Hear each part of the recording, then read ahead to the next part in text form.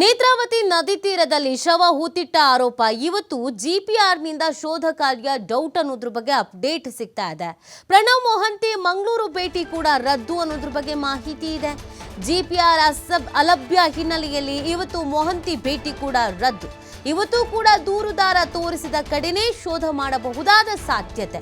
ಕಾರ್ಮಿಕರಿಂದ ಅಗೆಸಿ ಶೋಧ ಕಾರ್ಯಾಚರಣೆಯನ್ನ ಮಾಡಬಹುದು. ಇವತ್ತು ಕೂಡ ಪಾಯಿಂಟ್ ನಂಬರ್ 13ರ ಉತ್ಖನನ ಡೌಟು ಅನ್ನೋದ್ರ ಬಗ್ಗೆ ಮಾಹಿತಿ ಸಿಗ್ತಾ ಇದೆ. ನೋಡಿ, ಜಿಪಿಆರ್ ಬಂದ ಬಳಿಕವೇ ಪಾಯಿಂಟ್ ನಂಬರ್ 13ರ ಉತ್ಖನನ ಆಗತ್ತೆ ಅಂತ ಹೇಳಲಾಗ್ತಾ ಇತ್ತು. ಯಾಕಂದ್ರೆ ಇಲ್ಲಿವರೆಗೂ ಏನು ಶೋಧ ಕಾರ್ಯಾಚರಣೆ ಮಾಡ್ತಾ ಇದ್ದಾರೋ ಅದು ವೈಜ್ಞಾನಿಕವಾಗಿ ಇಲ್ಲ, ಅವೈಜ್ಞಾನಿಕವಾಗಿದೆ. 10-15 ವರ್ಷ ಕೇಸ್ನ ನೀವು ಕಾರ್ಮಿಕರ ಮುಖಾಂತರವಾಗಿ ಅಗಸ್ತೀರಾ ಅಂದ್ರೆ ಹೆಂಗ್ ಸಾಧ್ಯ? ಜಿಪಿಆರ್ ಬಳಕೆ ಮಾಡಿಕೊಂಡ್ರೆ ಸಿಗಬಹುದು ಅನ್ನೋದನ್ನು ಹೇಳಲಾಗ್ತಾ ಇತ್ತು. ಈ ಎಲ್ಲ ಆರೋಪಗಳ ನಡುವೆ ಜಿಪಿಆರ್ ಅನ್ನ ತರಿಸಿಕೊಳ್ಳೋದಕ್ಕೂ ಕೂಡ ತಯಾರಿ ಆಗಿತ್ತು. ಸ್ವಲ್ಪ ಕಾಸ್ಟ್ಲಿ ಆದ್ರೂ ಪರವಾಗಿಲ್ಲ, ಕಾರ್ಯಾಚರಣೆ ಸೂಕ್ತವಾಗಬೇಕು ಅನ್ನುವಂಥ ನಿಟ್ಟಿನಲ್ಲಿ ಆ ಪ್ಲಾನ್ ಮಾಡ್ಕೊಳ್ಳಲಾಗಿತ್ತು. ಬಟ್ ಇವತ್ತು ಜಿಪಿಆರ್ ಮತ್ತು ಪ್ರಣವ್ ಮೊಹಂತಿ ಇಬ್ರು ಅಂದ್ರೆ ಜಿಪಿಆರ್ ಕಾರ್ಯಾಚರಣೆನೂ ರದ್ದು, ಮೊಹಂತಿ ಅವರು ಕೂಡ ಆ ಕಾರಣಕ್ಕಾಗಿ ಬರ್ತಾ ಇಲ್ಲ ಅನ್ನೋದನ್ನು ಹೇಳಲಾಗ್ತಾ ಇದೆ. ಸೊ ಅಲ್ಲಿಗೆ ಇವತ್ತು 13ರ ಉತ್ಖನನ ಡೌಟು. ಯಾಕಂದ್ರೆ ಈ ಪಾಯಿಂಟ್ ನಂಬರ್ 13ರ ಬಗ್ಗೆ ದೂರುದಾರ ಸಾಕಷ್ಟು ವಿಚಾರಗಳನ್ನು ಹೇಳಿದ್ದೀನಿ. 2 ಅಲ್ಲ 3 ಶವಗಳನ್ನು ಇದೇ ಜಾಗದಲ್ಲಿ ಹೂತಾಕಿದ್ದೀನಿ ಅಂತ ಬೇರೆ ಹೇಳ್ಬಿಟ್ಟಿದ್ದಾನೆ. ಹೀಗಿರ್ಬೇಕಾದ್ರೆ ಅಲ್ಲಿನ ಕಾರ್ಯಾಚರಣೆ ಸೂಕ್ತವಾಗಿಯೇ ಆಗ್ಬೇಕಾಗತ್ತೆ.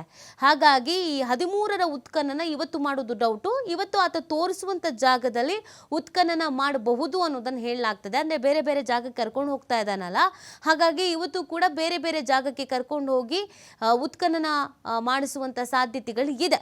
ಹಾಗಾಗಿ ಇವತ್ತಿನ ಡೆವಲಪ್ಮೆಂಟ್ ಬಗ್ಗೆ ಸಹಜವಾಗಿ ನಿರೀಕ್ಷೆಗಳಿದೆ. ಎಷ್ಟೊತ್ತಿನ ಕಾರ್ಯಾಚರಣೆ ಪ್ರಾರಂಭ ಆಗತ್ತೆ, ಎಲ್ಲಿ ಕಾರ್ಯಾಚರಣೆ ಮಾಡ್ತಾರೆ, ಎಷ್ಟೊತ್ತು ಮಾಡ್ತಾರೆ, ಎಷ್ಟು ಗುಂಡಿಗಳನ್ನು ಅಗಿತಾರೆ, ಇದೆಲ್ಲವೂ ಕೂಡ ಪ್ರಶ್ನೆ ಇರೋದು. SIT ಅಂತೂ ಎಲ್ಲದಕ್ಕೂ ಸಿದ್ಧವಾಗಿದೆ. ನಾಳೆ ದಿನ ಯಾರು ನಮ್ಮ ಕಡೆ ಬೊಟ್ಟು ಮಾಡಿ ಬೆರಳು ಮಾಡಿ ತೋರಿಸಬಾರ್ದು.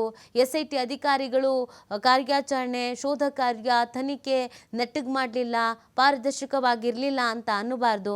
ನಮ್ಮ ಮೇಲೆ ಗೂಬೆ ಕೂರಿಸೋ ಕೆಲಸ ಆಗಬಾರ್ದು ಅಂತ SIT ತನ್ನ ಪ್ರತಿಯೊಂದು ಹೆಜ್ಜೆಯನ್ನು ಎಚ್ಚರಿಕೆಯಿಂದಾನೇ ಇಡ್ತಾ ಇರೋದು. ನಾಳೆ ದಿನ ಆರೋಪಗಳು ಬಂದರೆ ಸಮಸ್ಯೆ ಆಗುತ್ತೆ ಅಂತ. ಬಟ್ ಇಲ್ಲಿ ಪ್ರಣವ್ ಮೊಹಂತಿ ಅವರು ಮಂಗಳೂರು ಭೇಟಿ ಕೊಡಬೇಕಾಗಿತ್ತು.